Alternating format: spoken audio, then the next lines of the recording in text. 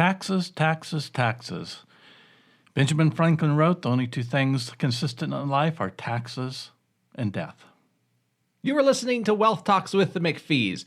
Taxes we are going to pay throughout our lifetime, but there's no sense in paying more taxes than you need to pay. Yeah. And saving taxes can kind of be one of those areas where it's easy to talk about, but sometimes hard to do. And there's a lot of scams out there. People say, oh, you do this, you set up a trust, you do that, and do this and this, and you'll save a lot of taxes. But there's some authentic ways to really save taxes. That's right. And we want to dive into one of those ways today. And let's talk about the process of how we get to the point where we can use certain tax saving strategies. Well, we talk a lot about whole life insurance on this program because that's our specialty, that's our expertise. And doing that can help us use a dollar more than once without having to pay taxes on the gain of that dollar as it's growing in the whole life insurance policy, and set us up for a nice, comfortable retirement where we're not having to pay certain taxes that most retirees have to pay. But when we get into really different income levels, sometimes there's just no way to avoid certain taxes unless we use some plans that are exemptions to the IRS code. And one of those is a 412E3 plan. And so, if saving 5, 10, or 15% on your taxes is something that you're interested in doing, if you're in one of those higher income tax brackets, this is a podcast that's going to really pique your interest. Yes.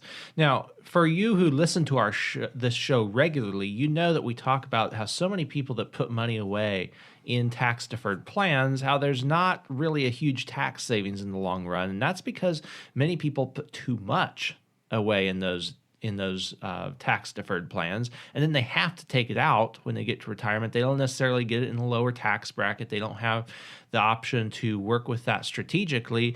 They've got to get the money because that's where it all is. So basically what you're saying, they might save 1 or 2% on their taxes now and end up making that contribution cost them, 5 or 6% in retirement. Sure. So they absolutely do save money, as they're putting the money away. They save taxes on that, but then they have to pay them later.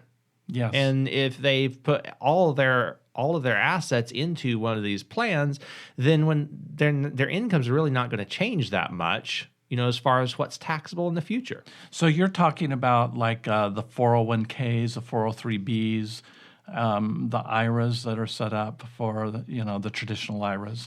Yeah, and those may or may not have a place in your retirement planning, because if you're involved in a 403b or a 401k that your employer is putting money in there, sometimes that might be beneficial. You just have to look at the details. Mm-hmm. Some employers don't contribute to those plans at all, so it's just like something that you're saving, and you have to understand whether your employer is matching your contribution or not. You are assuming 100% of the risk. And the big thing is here, you don't want to put money away in a tax-deferred plan that you might need before age 59 and a half.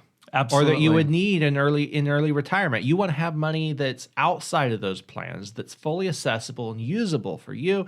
That's why we're such big fans of participating whole life insurance, because it allows us to accumulate that cash value that we can then repurpose and use throughout our lifetime in different ways. It opens up a whole lot more strategic options.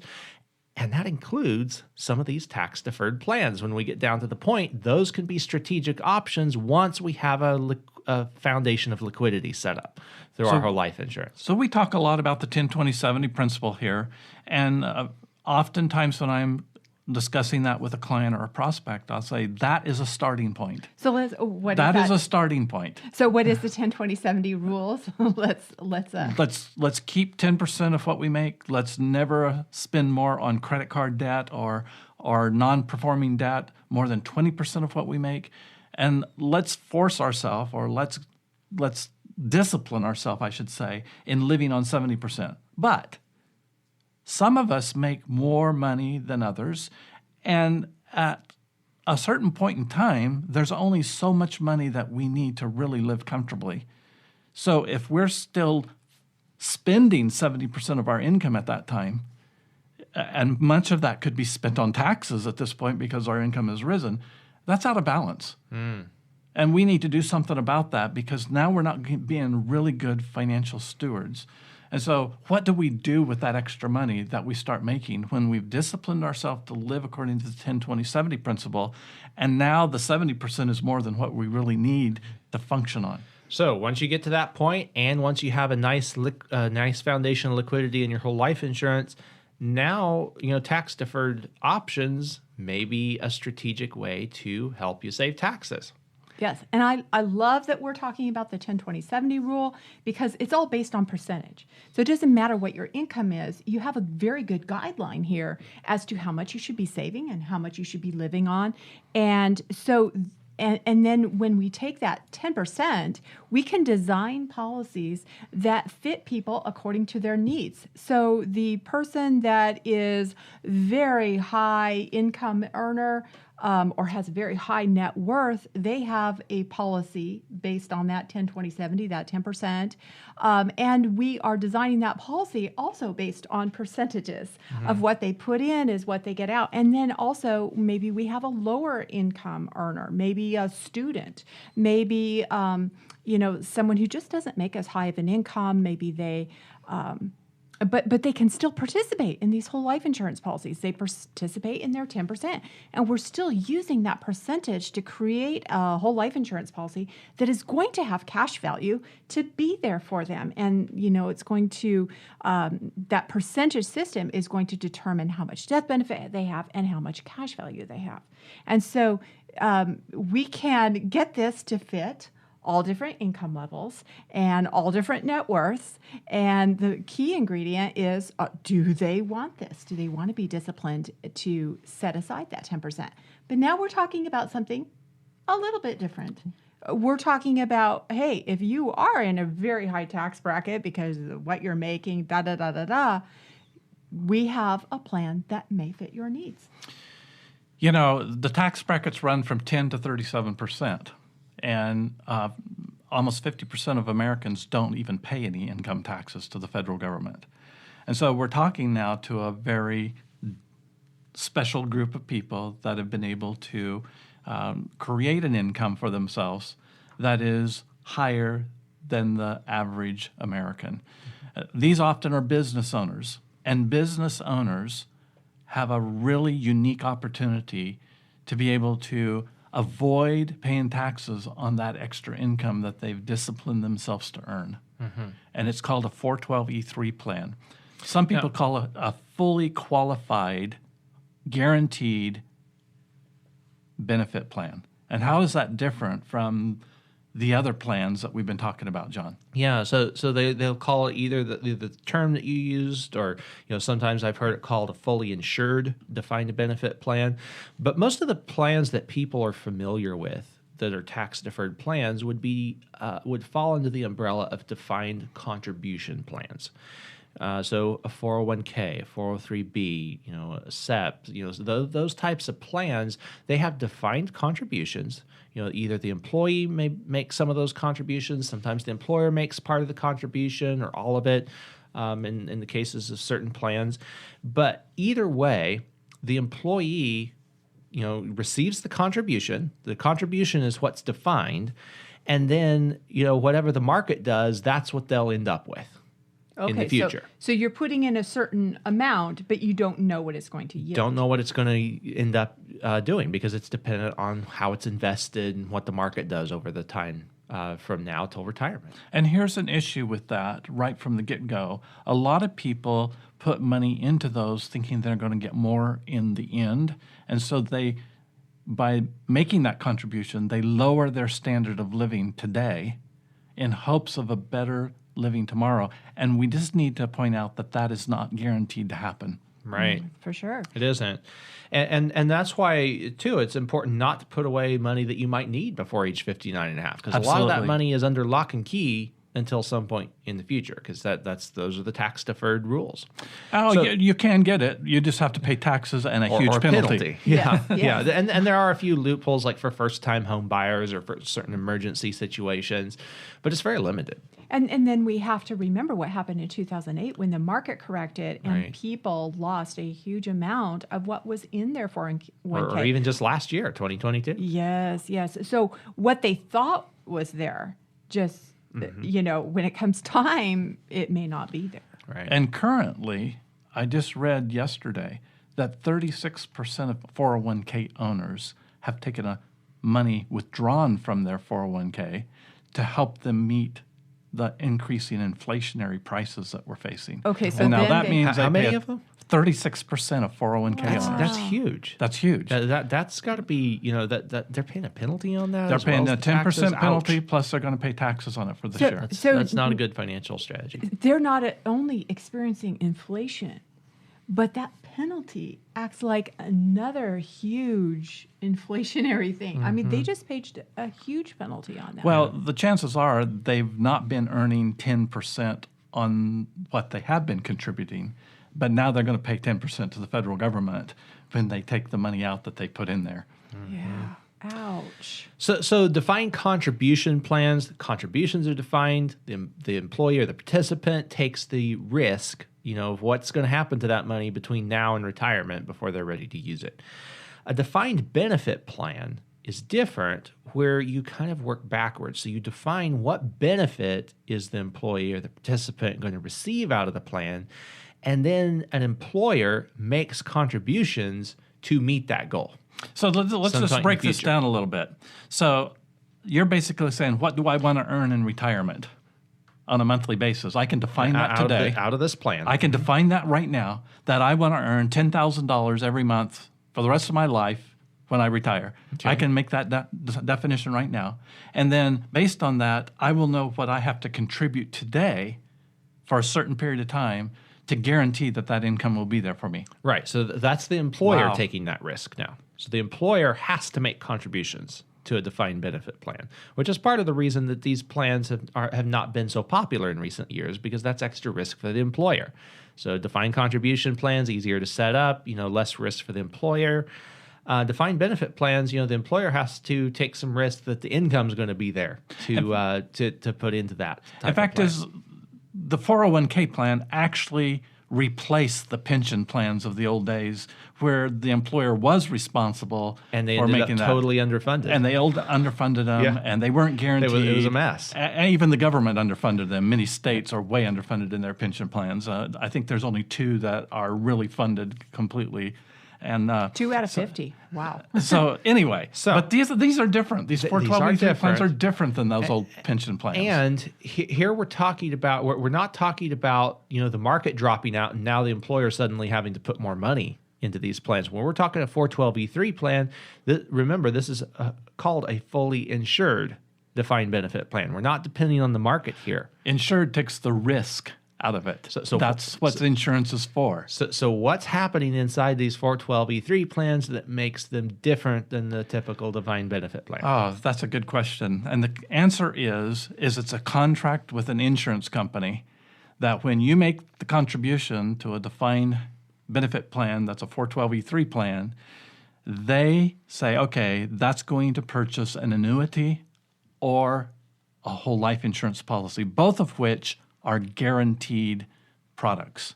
And so now, based on what that annuity or whole life insurance cash value can produce, we can figure backwards exactly what you have to contribute to get the retirement income that you want on a monthly basis. Okay, so contributions are still required.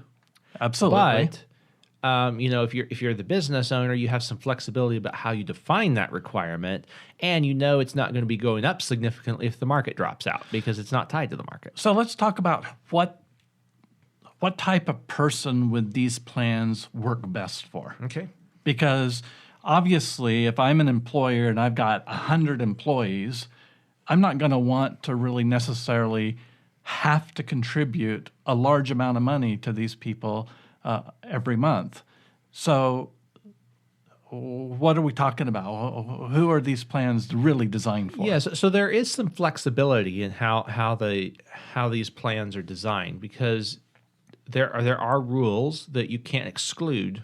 Certain employees, you got to make sure everybody's covered, but they can be covered with different types of plans. And so these 412(b)(3) plans are often a good fit for business owners who want to put away they've built a successful business, they're making a huge amount of money that's now subject to taxes, and they want to put some of that money away, getting a tax break on it today while they're in these high tax brackets, because they know that when they retire, their income's going to be down significantly, and they can take money out at a lower tax bracket. It gives them some flexibility to do that.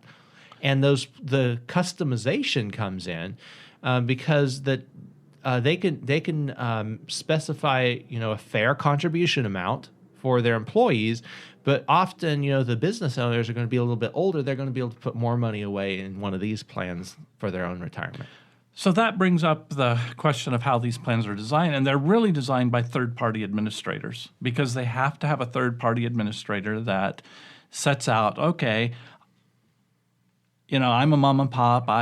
Me and Michelle, we own life benefits together, and we don't have any employees. So our plan is really simple, because we can do the max contribution to that if we want it. We could both lock away $265,000 and not pay a dime of tax on it, put it into this 412(e)(3) plan, and we could see what kind of income that's going to get us when we retire. But let's say that we have 3 or 4 employees.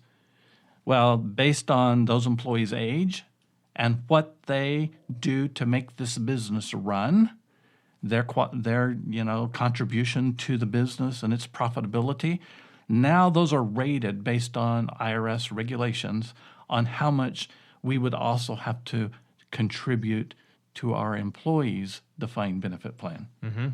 And that might be good. They say that these plans are really good for companies that are owned by a husband and wife or an individual, but who have less than 10 employees. Okay.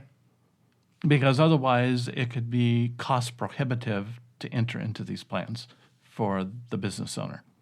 So again, we're talking about a very limited group that these kind of plans are for. It's really a specialty for a certain income earner, a certain kind of business owner with a certain number of employees. So very specific for this kind of benefit. Mm-hmm. It is, but it's very valuable, because who wouldn't want to not have to pay taxes on $265,000 for the next? It can be a great strategy to shift income from your years when you're earning a lot of income to future years when you don't necessarily, where you won't earn as much.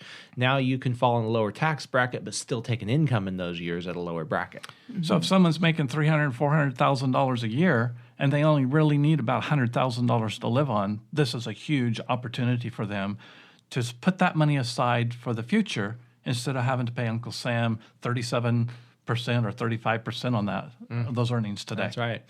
And so behind the scenes in these contracts, when the third-party administrators design these, they're basing the guarantees. The reason these can be called fully insured plans is because they're basing those guarantees on annuities and life insurance that's being purchased, whole life insurance that's being purchased in the background in these plans. So that's what's providing the growth behind these plans, the guaranteed element.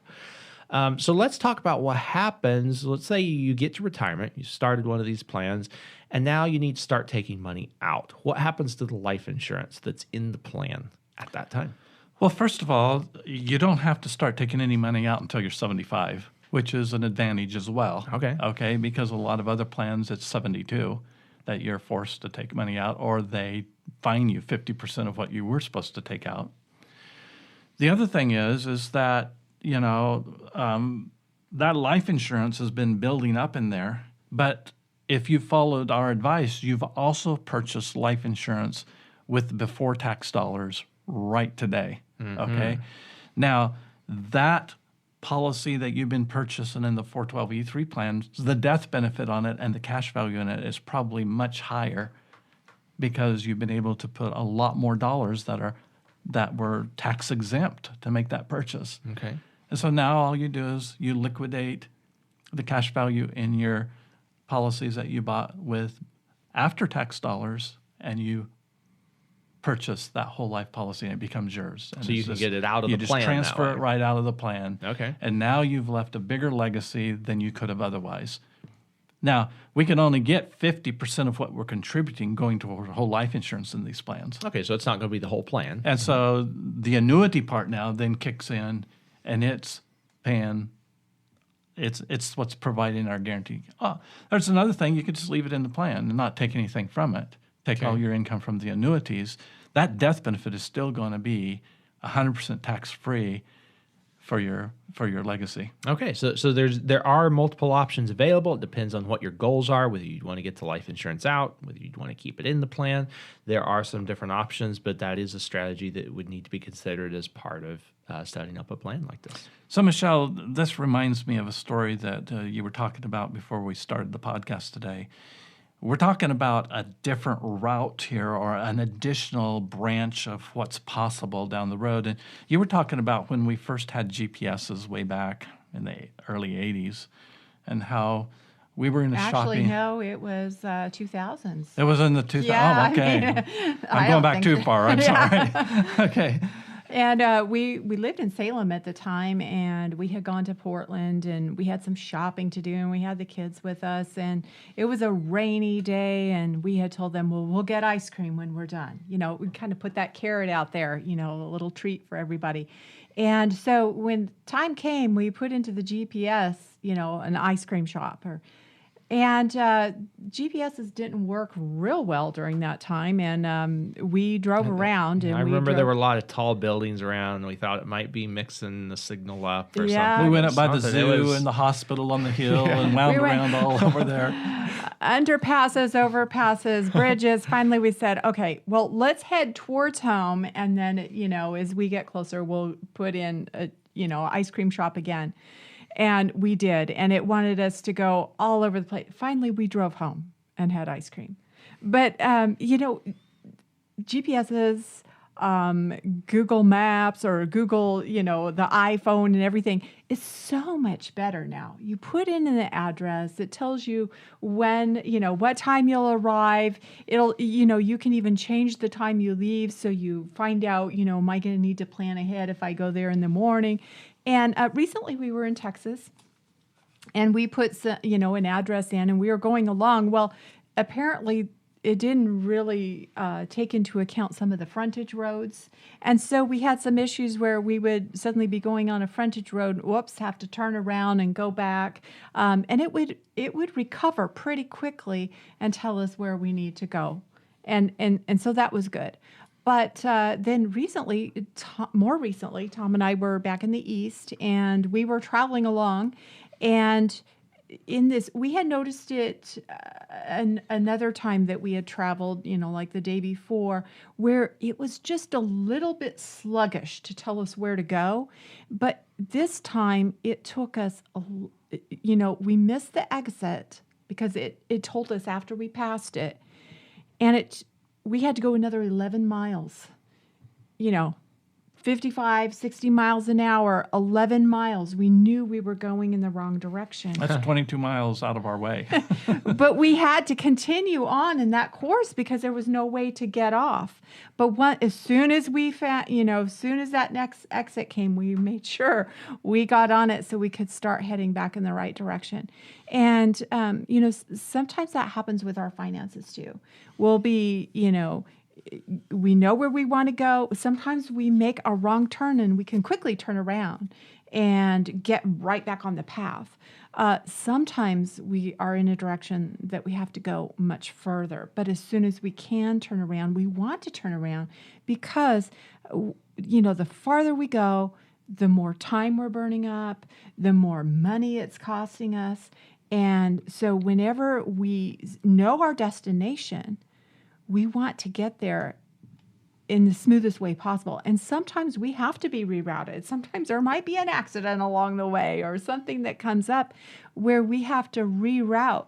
But we can reroute, saving time and money along the way so that we can still get to our destination. And I think that's really true, happens in finances all the time, where we see, oh, we had an unexpected something come up, well, we can take care of that and then move on towards our destination. And sometimes it's as simple as, hey, I think I need to do things differently. Maybe I need to get a whole life insurance policy. Maybe I need to understand this, know what is possible for me.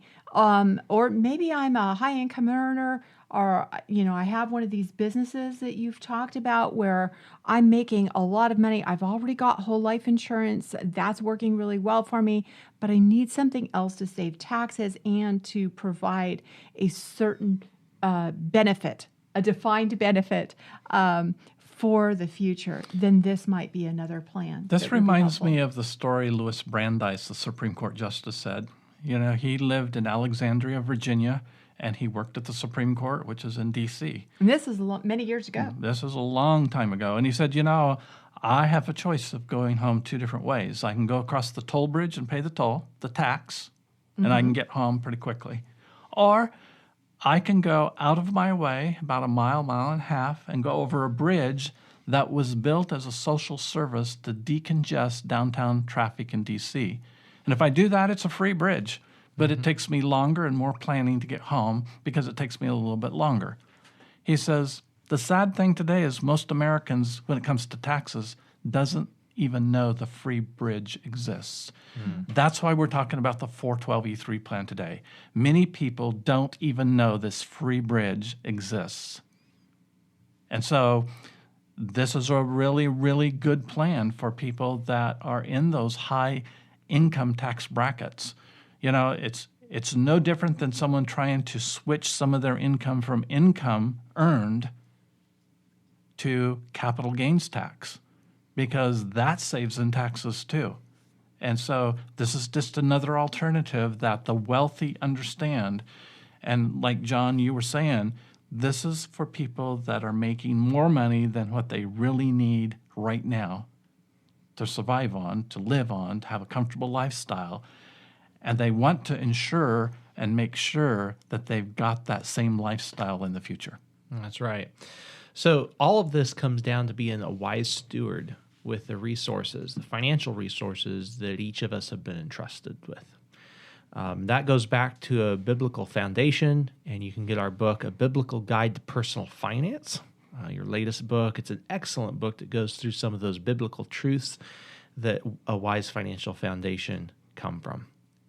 And the way that that's going to be applied is going to be different in different people's situations. Some people need a foundation of whole life insurance, and they need to start that right now. That takes precedence over everything. Some people, they're in a high tax bracket. They have that foundation. Now some of these options like the 412E3 plan that we're talking about today could be an option for them. It's still a matter of wise financial stewardship. At the end of the day, those are timeless principles that apply across the board. So if you're a business owner and you're in a tax bracket that's 24% or above, you should give us a call to see if we can set up a plan to save you taxes today, keep your lifestyle where it is today, and have that money that you would normally pay to Uncle Sam be waiting for you in retirement. That's right. So you can call us at 702-660-7000. You are listening to Wealth Talks with McPhees. Have a wonderful week.